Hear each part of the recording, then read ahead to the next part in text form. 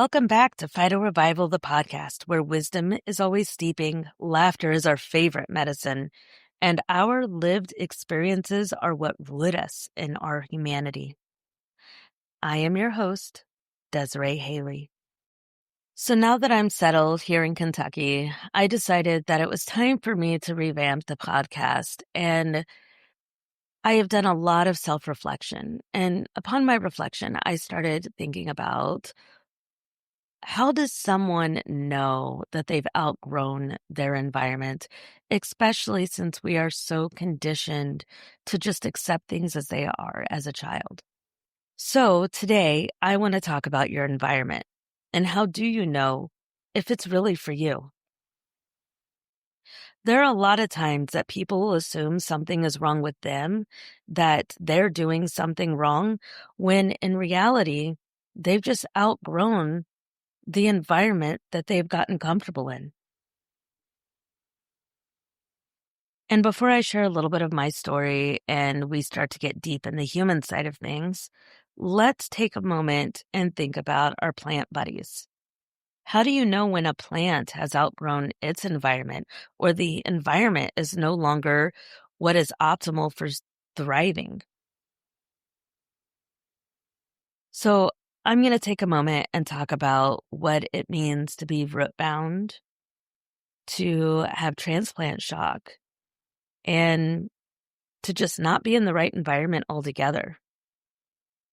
So when you were talking about our plant buddies, when they start to look yellow, moody, droopy, just not thriving, it's often because, well, it may be root bound.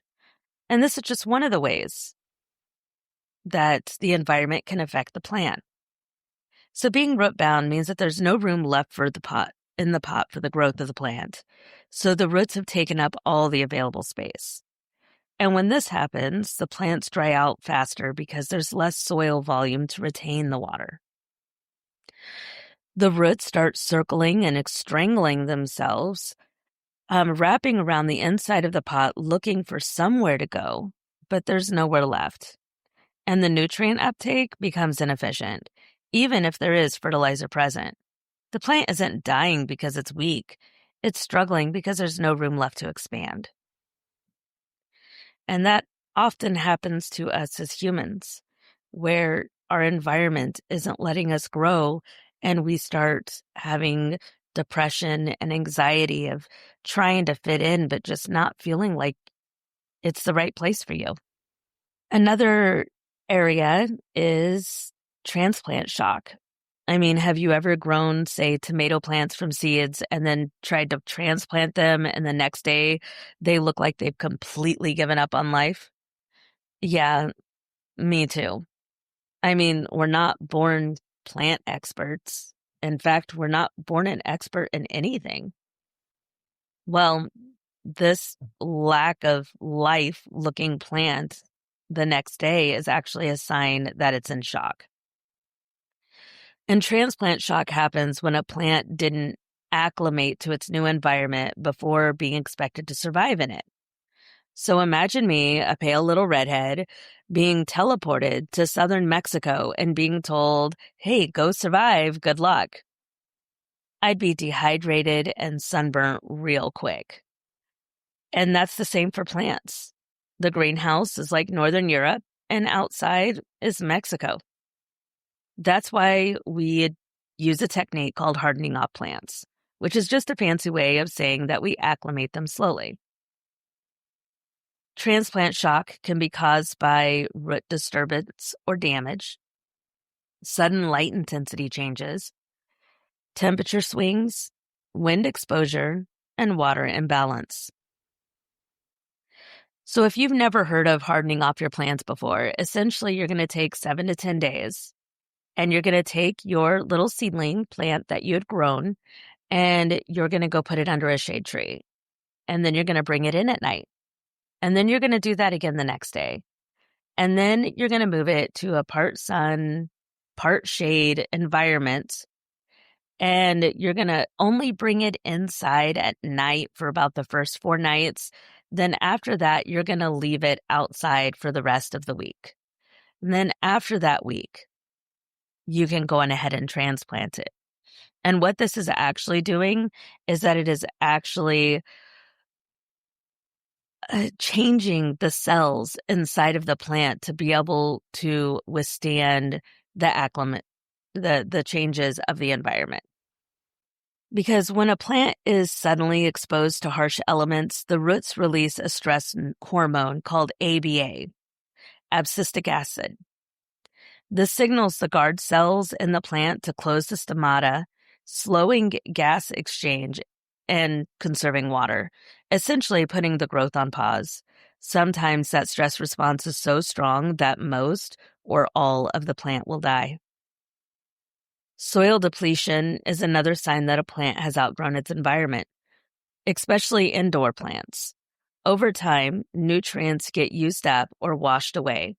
And when you have plants inside, they don't have the raw organic material like dead leaves and grass and animals or feces from animals to help refertilize the soil.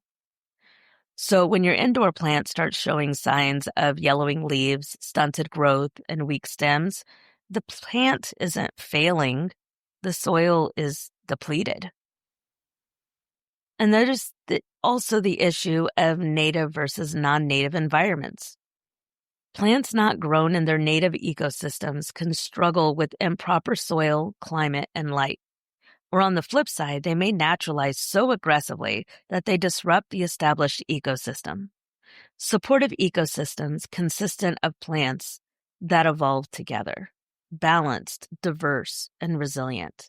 Invasive ecosystems are dominated by species without natural controls, creating monocultures that crowd out everything else. And when I started thinking about all of this, I realized how deeply paralleled a plant outgrowing its environment is to a human that has outgrown theirs. As a child, I was the oldest and the calmest of my siblings. Whether I realized it or not, I was leaned on heavily to help keep balance in the home. A lot of times that meant that my voice was quiet. It got snuffed out. Not because I didn't have one, but because the silence kept the peace faster when chaos had already been heavy and exhausting. There was enough conflict in the environment, I didn't need to add to it. So when you grow up learning to shrink yourself to calm a room, that doesn't just stay in childhood. It follows you. It becomes a habit you carry into friendships, workplaces, and relationships. The skills we learn to survive childhood often require us to hide parts of ourselves that might disrupt our environment. We learn to conform for survival. But one day, you're not a child anymore, and you're an adult. And you're expected to lead. But your whole life, you've been shrinking. And for me, this shift began when I left for the Army at the age of 17, stepping into a world I didn't fully understand outside my home, school, and social circles. Since elementary school, I had always been labeled the quiet one, the nice one, the one people underestimated. But looking back, I realized it wasn't my full self. It was just the part of me that I had learned not to be seen yet. And after enduring traumatic experiences in the military, my mental health declined quickly. Negative self-talk, self-humiliation, those lived rent-free in my mind. And in 2003, at 19 years old, I was only 103 pounds. I was placed on 200 milligrams of Zoloft. For those of you that don't know, that is a very, very high dose, not only for my stature, but for a starting dose. For more than a decade, I felt like a zombie, yet I still had low self-esteem, low confidence, high anxiety, and a deep depression that would come and go for no reason at all. With my husband's support and the help of mental health services at the VA, I made the decision in 2023 to come off all psychiatric medications. It's now 2026. And I want to be honest, that journey has not been easy. I still experience flashes of memory while large portions of my trauma remain inaccessible. But as my mind began clearing, I started seeing things differently. I began recognizing how often I'd been taken advantage of, how deeply misunderstood I was, and how my loneliness made me crave connection so badly that I attached to people who only wanted access to parts of my life. Not me, not as a whole person.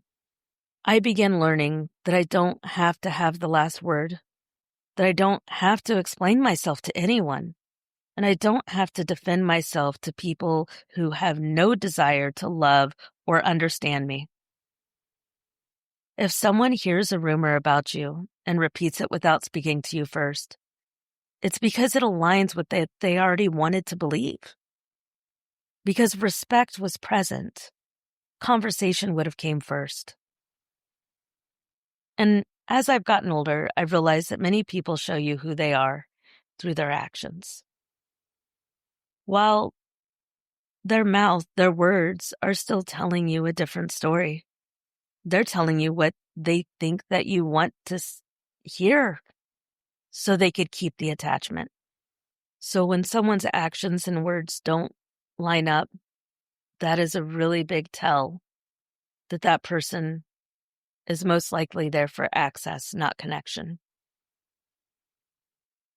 And I had to face the hard truth. I trusted environments in my teens, young adulthood, and even my adulthood that were never designed to hold me. I survived things that most people wouldn't have. And healing brain chemistry alone after coming off of medications like Zoloft can take months and even years.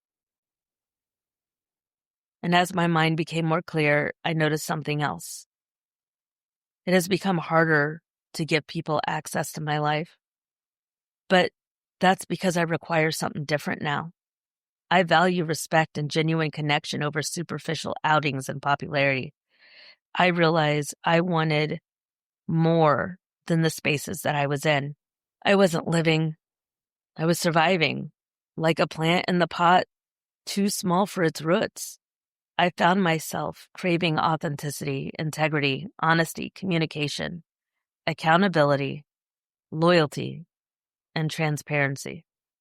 And when I looked around, I realized that the environment that I was rooted in reflected the opposite, stunting my growth and asking me to stay small for the comfort of others. So since moving to Kentucky, I've been intentionally retraining my mind, relearning how I respond to conflict, disrespect, and misalignment, and teaching myself that I am not going to shrink because someone else is uncomfortable.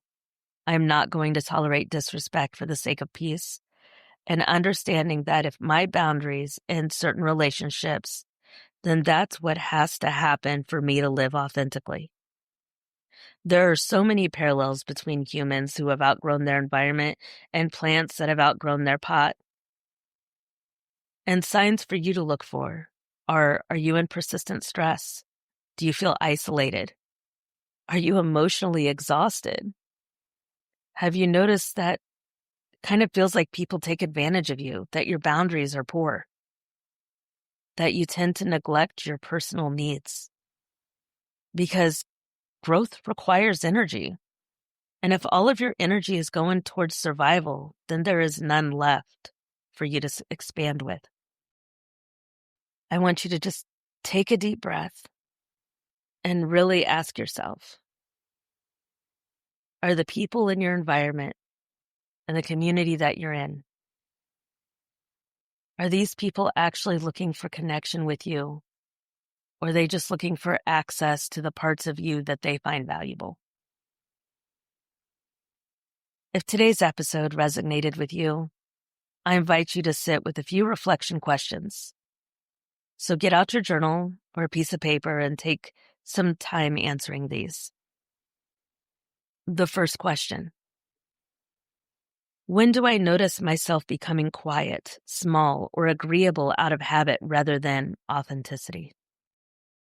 Number 2, do I feel energized or drained by the environments I spend the most of my time in?